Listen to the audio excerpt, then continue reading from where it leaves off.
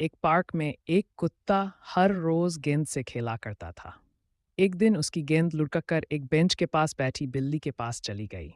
बिल्ली पहले थोड़ी घबरा गई, लेकिन कुत्ते ने मुस्कुराकर उसकी ओर गेंद बढ़ा दी।